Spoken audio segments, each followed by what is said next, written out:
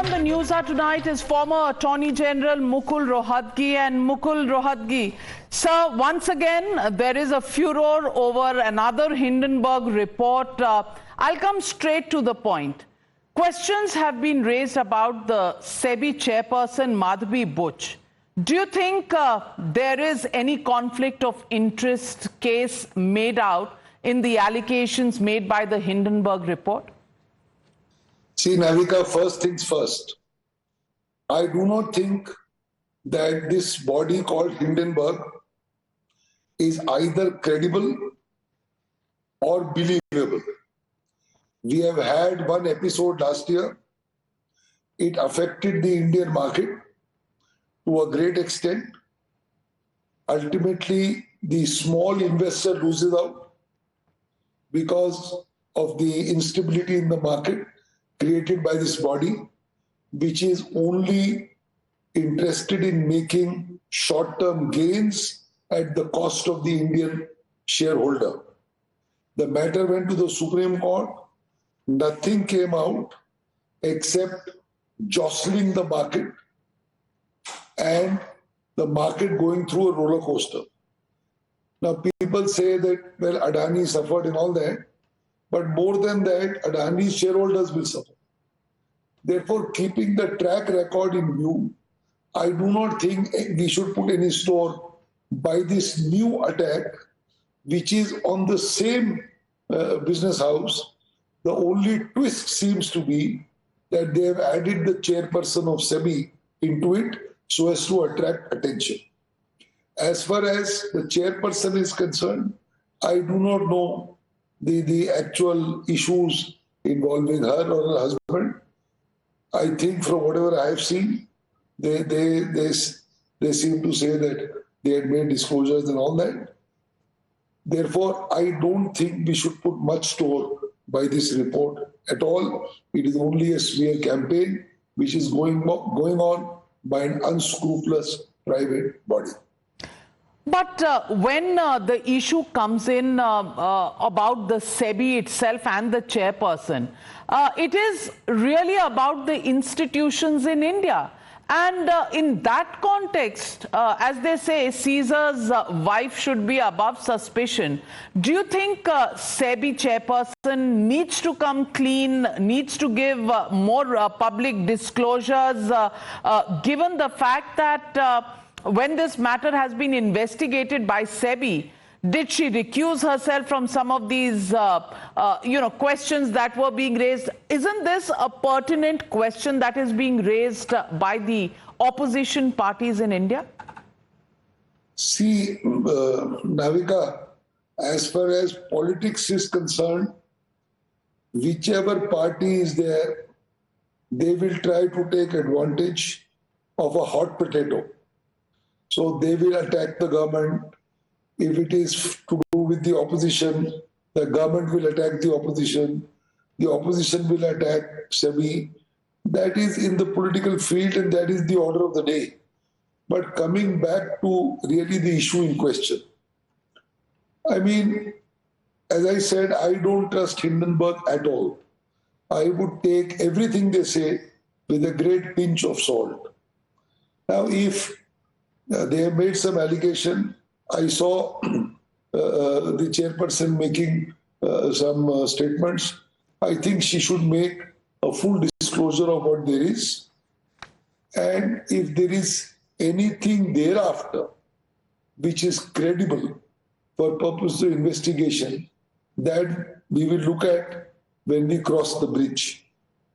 Well, so let me ask, do you feel this concerted attack is a hit job involving more foreign hands which have come up as a conspiracy theory? And many have said that this is an attempt to create economic anarchy in Indian markets, in India itself, given the attack on institutions?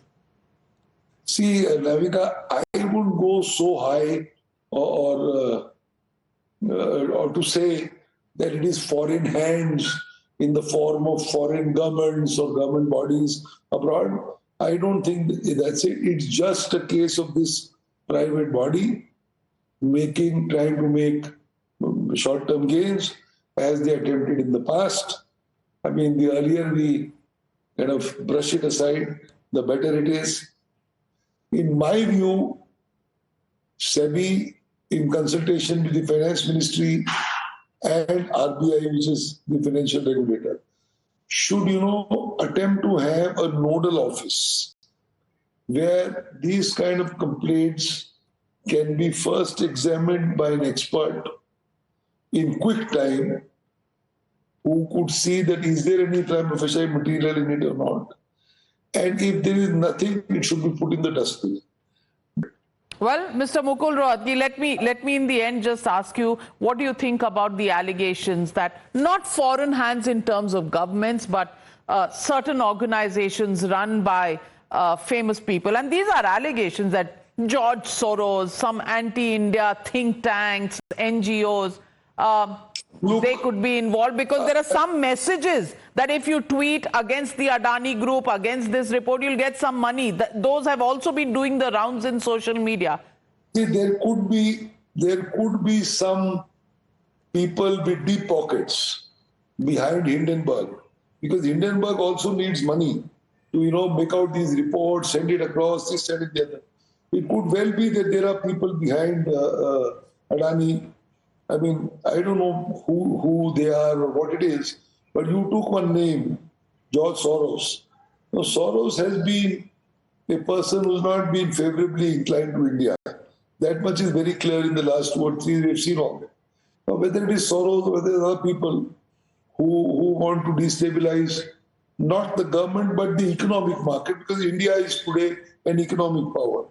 So apart from Hindenburg trying to make a quick buck, there could be people behind them to, shake up the system, and it may suit their own myopic views to help them in their economic issues. I don't know what they are.